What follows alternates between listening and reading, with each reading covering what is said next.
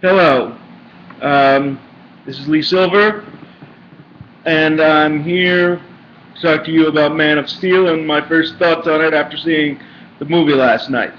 Um, well, let's see.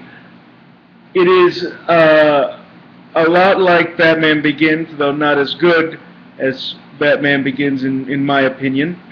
Um, there were a lot of things that I liked about it, and some of which I didn't truly understand. First off, we have Lois automatically finding out that Clark is Superman and putting her practically at the Fortress of Solitude, or what would eventually become the Fortress of Solitude. That's neat. That's great. And when they, I like this Lois. I mean, they could have darkened Amy Adams' hair a little. Maybe they'll do that for the next movie. But I think it was great.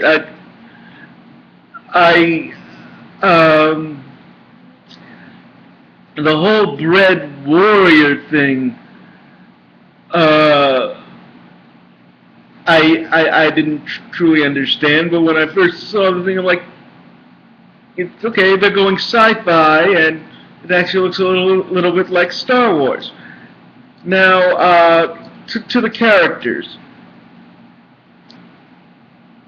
While it was great to see characters who were part of the Superman universe, who have never been in a movie before, such as Emil Hamilton and Steve Lombard,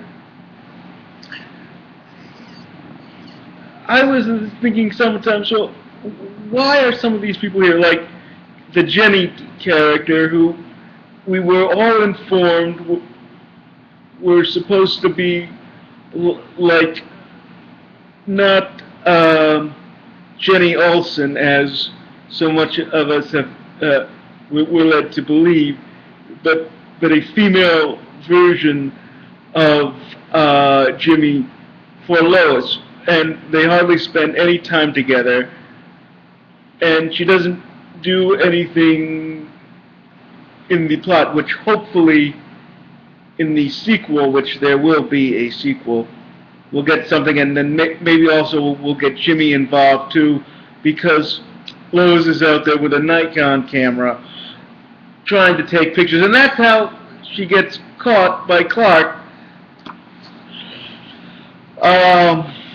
in the first place. So you're going to need someone to take a camera thing. Now, the whole thing with how Jonathan Kent died, I got problems. Now, maybe the PETA people will call me a humanist and an ugly version, but Jonathan Kent died not for going back for a human being and got swept up in their chain, not to save a human being, but to save a dog. I'm sorry. If you're going to have Jonathan Kent be killed in a tornado, at least have him save a human being. I didn't like that.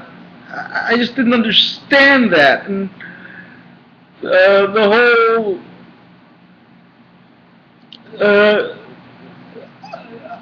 thing with the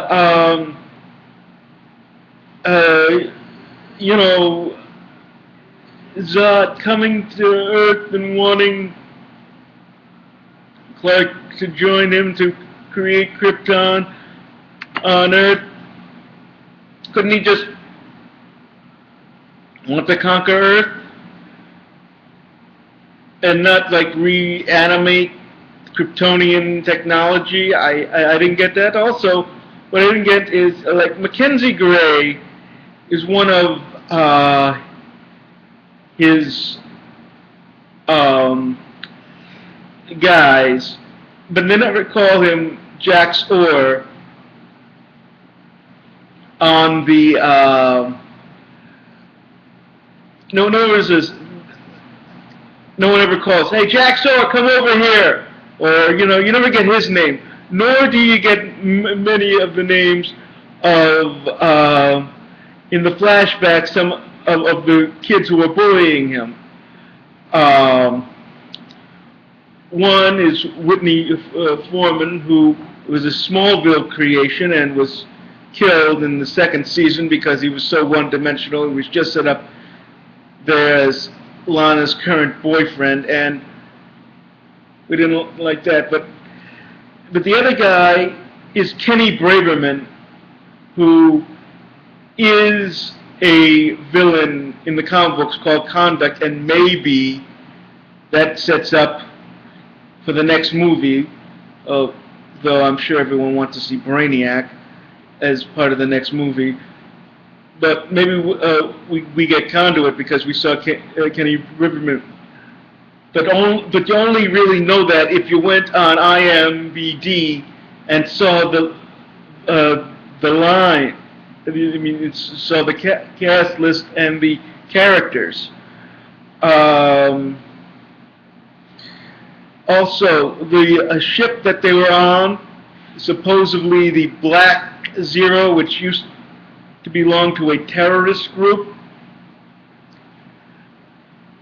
and it's never called the Black Zero. You could have called it the Black Zero.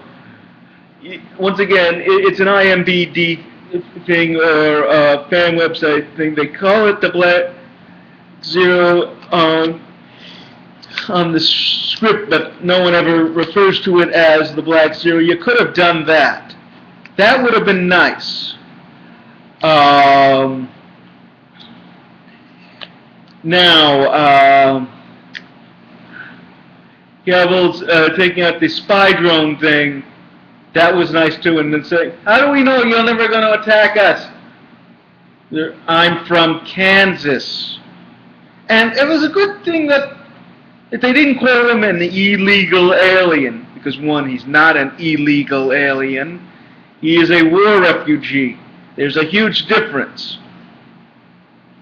An illegal alien can theoretically go home. A war refugee has no home to go to. I mean, it's gone. It's destroyed. Personally, I wish that they had done more of a World War II thing on Krypton, in which, the destroyed world, which,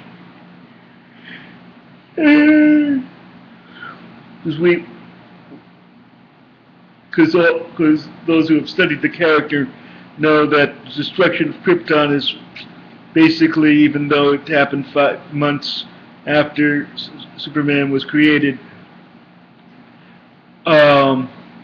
Kristallnacht, and maybe just a pogrom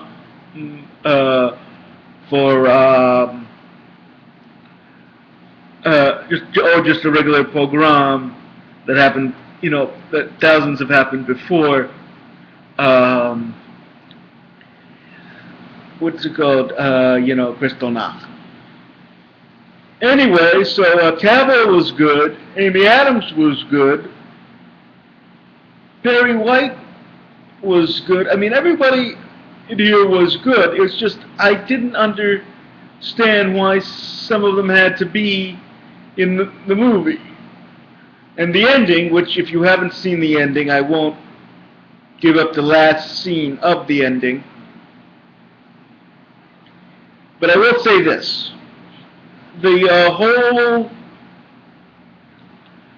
how Clark neutralizes Zod is he has to break his neck, and some people on other reviews have said, well, they're taking that from Wonder Woman, strangling Maxwell Lord in one of the Justice League comic book things. And what I was led to believe by these people when they did their spoiler reviews were that he's fighting one-on-one with Zod and he breaks his neck. Not that he's saving human beings' families for doing so. That